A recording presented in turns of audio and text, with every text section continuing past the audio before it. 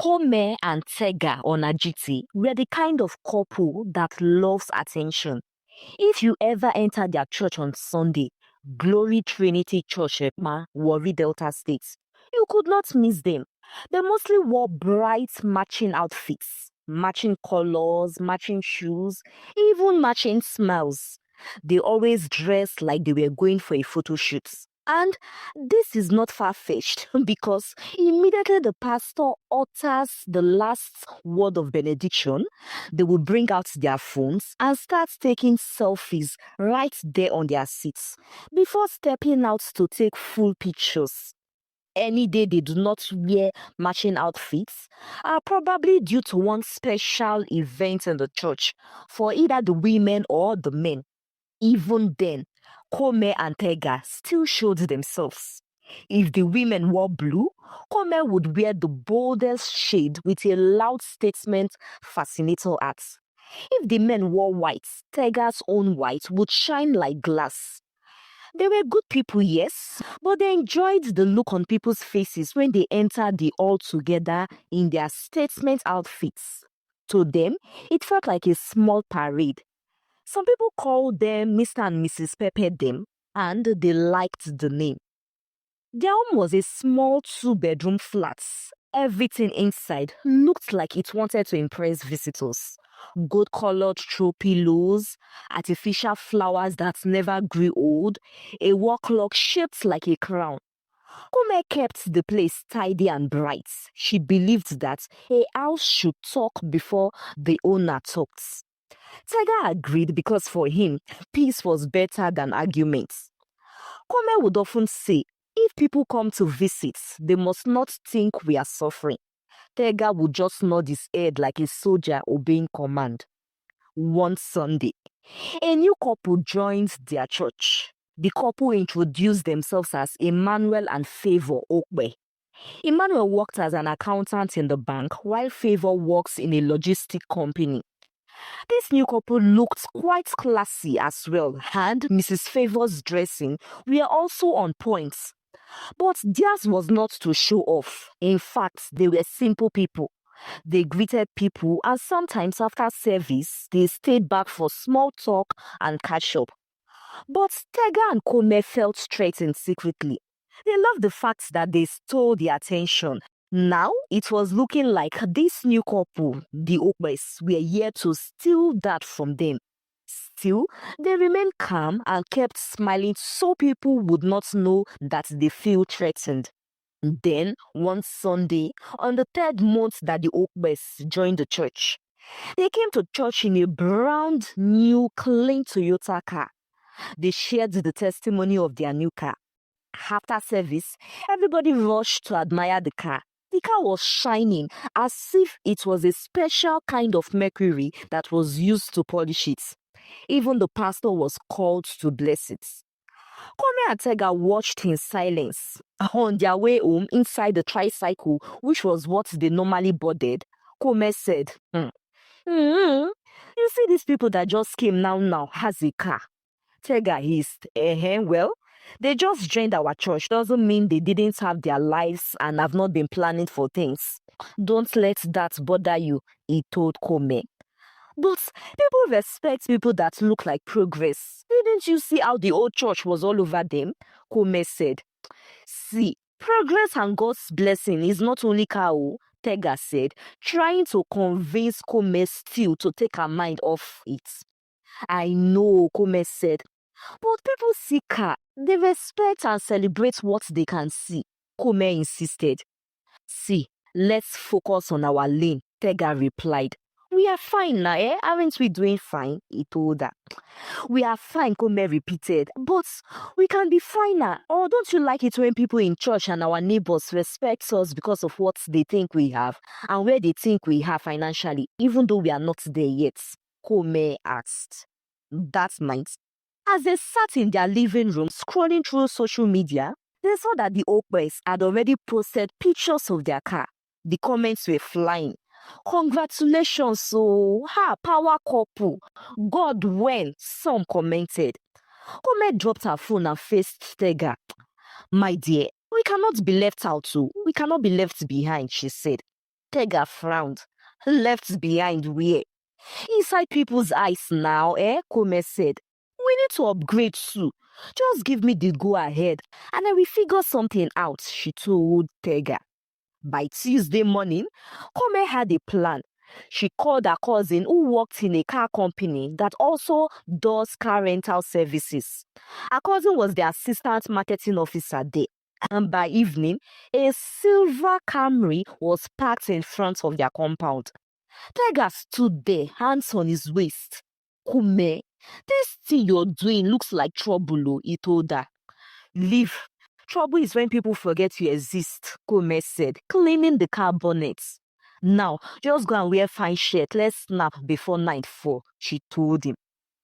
They paused by the car as if it belonged to them from birth. Kome placed her hand on Tega's shoulder, smiling wide. White Tega forced a grin that looked like someone holding cough.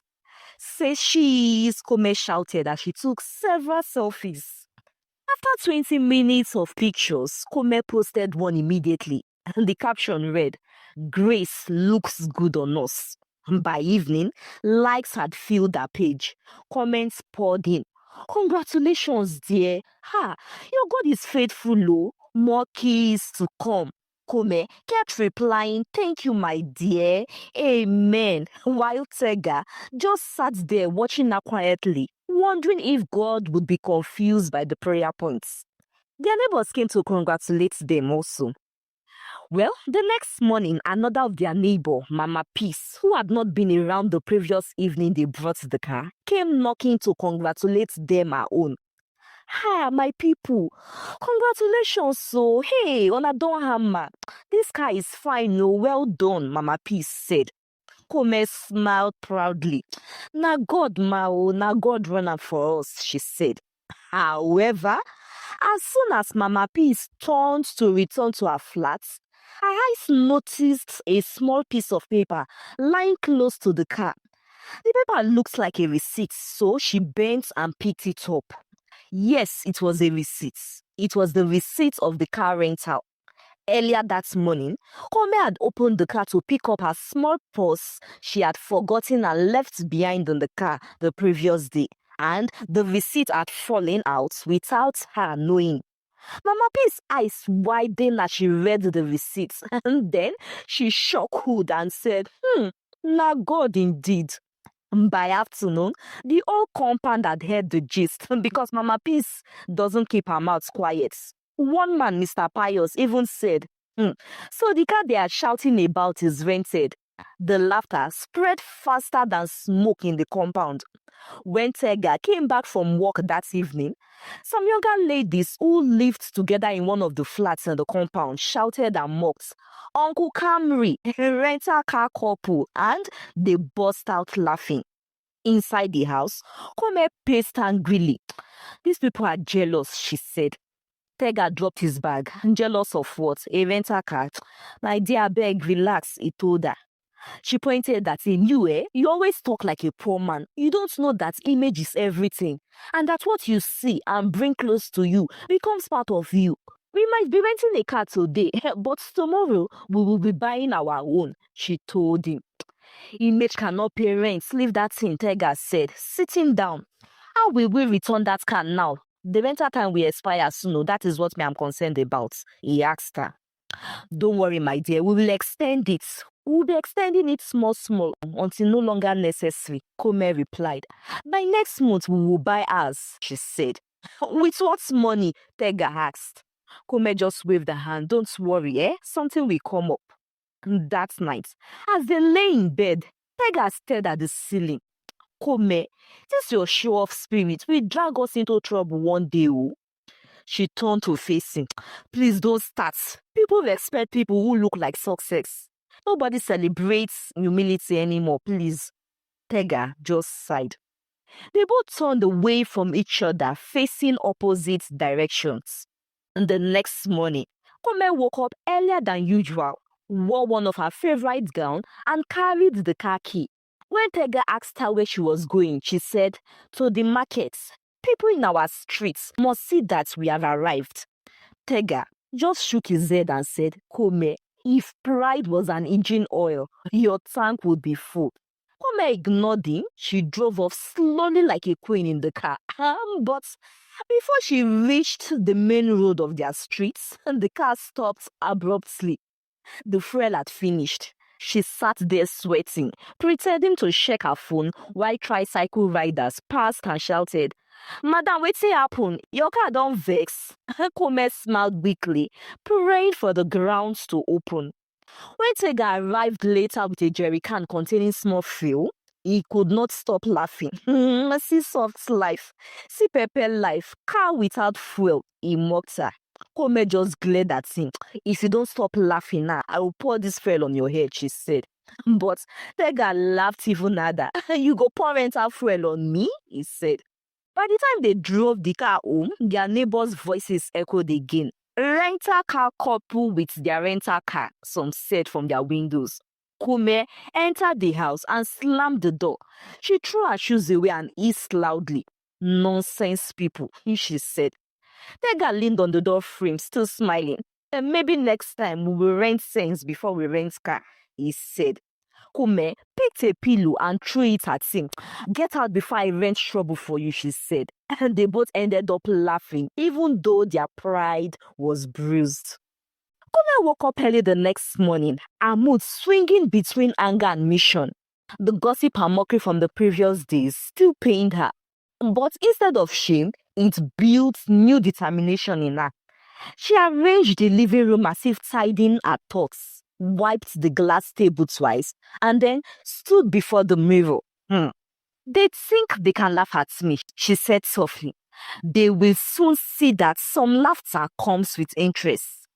Tega, her husband, who was ironing his shirt for work, said, "Kome, abeg, I hope you are not planning another drama. Oh.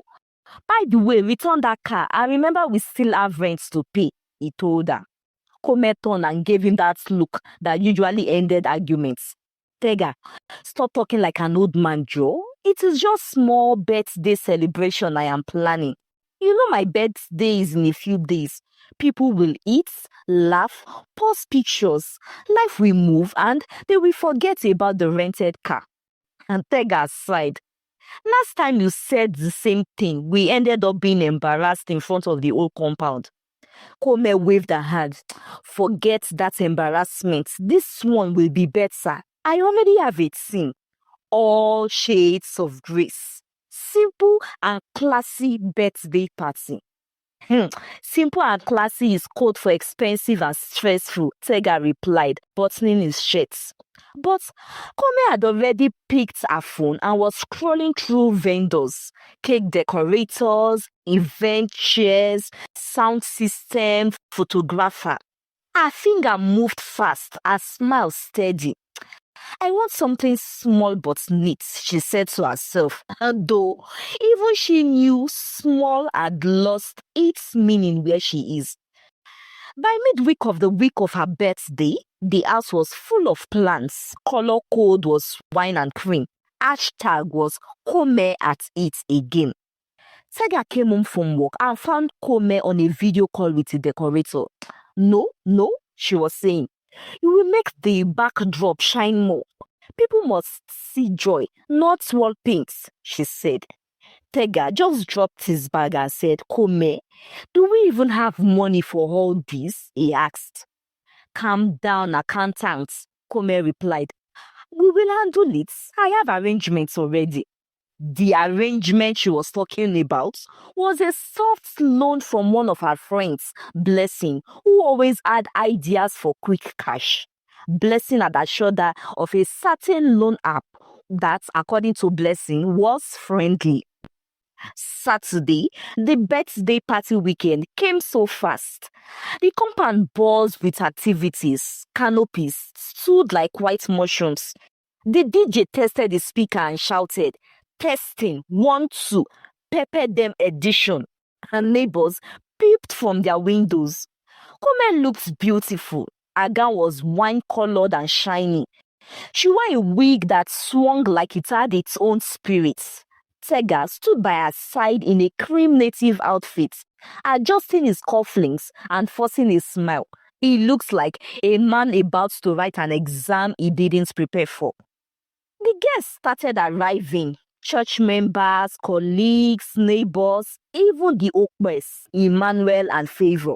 Favor came with a small wrapped gift. Happy birthday, Sister Kome, she said gently. You look amazing. Kome smiled so bright. Thank you, my dear. Make yourself comfortable. Food will soon start moving, she told Favor.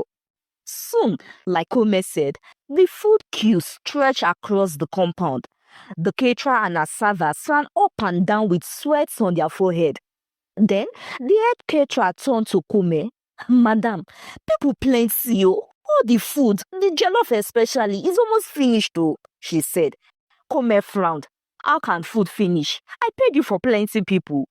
You said 50 plates, ma. We don't pass 75, the woman replied. Before Kome could speak again, a NEPA took light. The DJ's music stopped and the microphone went dead. The generator that they were trying to start refused to start. Her guests started getting up to take a stroll. Some quietly picked their handbags and left. Tega looked at his wife. You said small party, eh? Look at all this, he said quietly. Kome glared at him. Look, you can't say that now. Smile, people are watching now, eh? They smiled stiffly at everyone, pretending all was fine. When the generator finally coughed to life, half the guests were gone. The remaining ones ate hurriedly, snapped a few pictures, and left too. By evening, the compound was silent again. Paper plates littered the floor. Even the rented chairs looked tired. The caterer returned with a long face. Madam, oh yeah, we don't finish. My balance, I beg. Kome blinked. Balance? I thought we settled everything. Madam, you paid half now. Have you forgotten? I beg, don't stress me. You owe me a balance of 25,000 naira, the woman said. Kome smiled weakly. Don't worry, you'll get it by Monday. As soon as the woman left, Kome turned to Tega. See, my dear, we need to pay her before she spoils our name. Me, I fear all these vendors. Tega raised his eyebrow. Which kind wahala be this again, eh? Kome East. Tega, please now, this is not a time to complain. Tega opened his wallet and showed her 6 1,000 naira notes. That is all that is left with me until I am paid salary this month, he told her. Kome bit her lip. Don't worry, I will handle it, she said. That night, after cleaning up, Kome quietly downloaded another loan app Blessing had mentioned. She filled her details, clicked apply, and waited. Within minutes, the money entered her account. She smiled and whispered, "Miracle." Then paid the caterer immediately and settled other things. By morning, a message dropped on her phone. Congratulations, your loan has been approved. Repayment starts next week. She dropped the phone slowly and sighed. Next week, that was fast too. Tiger walked in. What was fast, he asked her. Nothing, Kome replied quickly. It's just breakfast I am talking about. Breakfast is ready. Tiger smiled, kissed her forehead and sat at the table. But Kome's mind was no longer on food. She was already calculating interest rates and thinking of how to avoid calls if payment delayed. By the end of that week, her peace started shrinking. Each alert that came from the loan app gave her chest pain. She smiled less and checked her phone more. Tiger noticed but said nothing. He only prayed that whatever she was hiding would not explode. On Sunday after service, while others greeted, the pastor walked up to them. Brother Tiger, Sister Kome, he said warmly. Your party last week was lovely. You people really know how to treat people and honor God with style, he said. Kome smiled and said, Sir, we thank God though. We thank God, sir. Tega nodded awkwardly. As the pastor walked away, Kome leaned closer and muttered, You see, even pastors said style, that we do things in style. Tega sighed. Style without sense is stress. I beg, leave me. She ignored him, waved to a friend, and continued smiling. But inside her heart, she was already counting days to her loan repayments. The trouble started properly the following week when the loan payment was due. Kome was frying plantain one morning when her phone rang. Unknown number, she wondered, but she picked it. Good morning, ma. This is from Quick Money. We noticed your loan is due for payment. Please pay now. Kome smiled nervously. I repaid this weekend. Just small delay that I have. The voice turned sharp. Madam, delay is dangerous. Please pay immediately to avoid action. Which action? Kome asked. But the line cut. 2 minutes later, another message came in. Pay your loan now or face embarrassment. And Kome dropped the phone and pressed her chest. Embarrassment, K. These people should calm down now, eh? Can't someone experience delay? By afternoon, 11 more similar messages have entered. They called that afternoon and said, Madam, pay your debts or we'll be forced to take action. And by evening, they called again and warned, Madam Kome, you think we are playing? If you don't pay, we'll send your name and pictures to your contacts list. Kome shouted, are you people mad? You want to disgrace me for being just 2 days late on my payments? The voice replied coldly, Madam, you disgraced yourself when you refused to pay. Kome switched off her phone, unable to bear the heat that day any longer. And peace returned for 2 minutes until Tega returned home. Why is your phone off? I have been trying to call you to ask if we still have small fuel in the generator so that I can buy on my way, but your phone was off, he asked Kome. My phone battery is low, that's why, Kome lied. Tega plugged it in and switched her phone off. Within seconds that he did, the phone started ringing. The Truecaller app on her phone showed Quick Money calling, Fast Cash calling, Your Credit Plus calling. The phone screamed like a market bell, one call after the other. Tega frowned. Kome, who are all these people? Are they who I think they are? Kome froze and quickly lied. Just business call, she said, and tried to pick up her phone to switch it off. But Tega picked the phone before she could stop him. He read one of the messages on the screen aloud. Dear debtor, your time has expired. Pay your money now or face dire consequences. Hey, Tega looked at her. Kome, you debtor, how? Kome pressed her palms together and started begging. Tega, I was going to tell you, please. Kome, what is going on? Tega asked. Kome hesitated, then sighed. Over half of the money I used for my birthday party was loan money. Tega's face fell. Loan? From where? From a loan app, Kome said softly. Blessing told me it was easy, that I just needed to pay back small. But these loan people are just too harsh. They won't allow me breathe. They are all the same. Tega stared at her. How much did you borrow? He asked. 110,000 naira, she whispered. Tega laughed with humor. So, you borrowed stress to entertain people who will not even greet us tomorrow. Kome looked away ashamed. I only wanted us to look successful now, especially after that car rental incident, she said.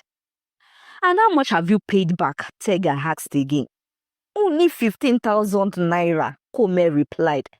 Tega started laughing, not from joy, but the helpless kind of laugh.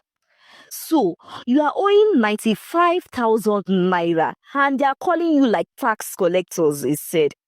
Just then, another message came in. Final warning. Your contacts will hear your story today. Kome screamed, Jesus. She grabbed the phone and ran into her bedroom. Within minutes, her mother called. Kome, why are people sending me messages that you are a criminal debtor? Kome's mouth hung open. Mommy, they messaged you? Yes. One even said you ran away with company money, her mother said. Kome almost fainted. Mommy, it is a lie, it is a loan app. Loan app for what? Her mother shouted. Kome, where do you find which loan app? Kome ended the call before her mother could continue. Tiger entered the room slowly, shaking his head. And now, your mother too has heard. It is well, low. Kome sat on the bed sweating. Tiger, these people are demons, so they want to ruin my life for just small money that I borrowed. Her phone beeped again. She opened it and it was a forwarded message from her boss. The message said, "Dear contact of Kome Onajiti, want her to pay her debts. She's dishonest and unreliable." Kome screamed again. Hey, they sent it to my boss too. Tega just burst into laughter. Hey, Madam Pepper them. They don't they pepper you. After almost 2 weeks of torture, Kome finally had enough. The loan apps had finished her. They kept calling morning, afternoon, and nights. They sent various text messages that sounded like war threats. They even sent one to a church pastor. Pray for your member, Kome Onajite, to be faithful in payment, the message said. Because his name on her contact says Pastor Shuku. He showed it to her when she came to church. When Kome saw it, she nearly fainted. She ran to the restroom mirror and looked at her face. Hey, my God. See what fake life has done to me, she whispered. Even devil no stress person like this, she said. Later that afternoon in their house, Tiger came in holding his phone and said, Kome, congratulations, so I just saw your name trending in our estate group. The caption said, "Borrow and boast woman, abeg, pay your debts so that all these loan people will stop sending us messages." Kome covered her mouth in horror. Tiger, I am finished. Please, just delete me from this planet, she said. Tiger started laughing. You see, you wanted fame, now you're famous. She threw her towel at him, but ended up laughing too. The situation was too ridiculous to cry about. That evening, she called the loan app customer care and begged like a child. See, please, I will pay you people. I swear, I will pay you. Just stop messaging people. You people are making me popular for the wrong reason. Please. The voice said calmly, Madam, popularity is not our business. Payment is. Please pay your loan. Kome sighed. How much is even left? Including your accumulated interest, all is 247,500 naira, the person replied. Fine, no problem. I will pay everything tomorrow. Just delete my name from your black book. I beg, please, she said. Early the next morning, she packed 2 of her wigs that were of value and a bit expensive and sold them off. Tega on his part sent her 35% of the money to balance up the total amount. Immediately she gathered the money, Kome paid the entire loan amount.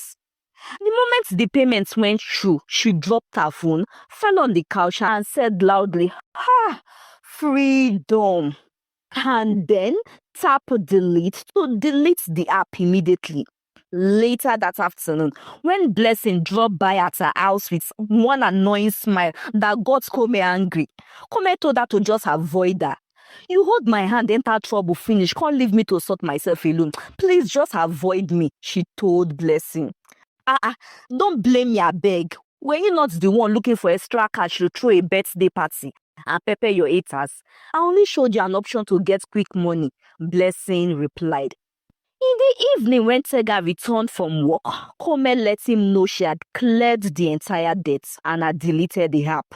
Tega clapped his hand. Finally, Nigeria's most wanted woman has been released. Kome laughed at until tears came out from her eyes. For the first time in months, the laughter felt light, not forced. The house suddenly felt peace again. Later that night, while they were eating dinner, Tega said, You see, Kome, you don't need to borrow noise. Quiet life, sweet pass. Kome nodded. I know, my husband, I know. I was chasing people's attention instead of my peace. Now I know better. Tega smiled and said, Welcome to the real life club. Real life club? Ah, yeah, Tega repeated, laughing. So, who is the president of this real life club? You not, Tega replied. You paid the registration fee with shame, he said. Kome hit him playfully on his shoulder. Stop it, Joe. Very funny, she said. And from that day, Kome changed. She stopped posting fake things and fake captions and only posted her real life and what is true. People ignored her at first, but she didn't care. She was finally breathing well, and now it was all that mattered to her. The end. Hi, lovelies. I hope you enjoyed the story. What do you think about the story? Have you ever encountered or know anyone that had suffered something similar from loan apps? How did you or that person escape? Please share in the comment section. Let us laugh. Also, share your advice to people that might be caught in this web. I hope most importantly that you have learned the lesson in this story. Thanks for watching. I'll see you in my next story. Bye.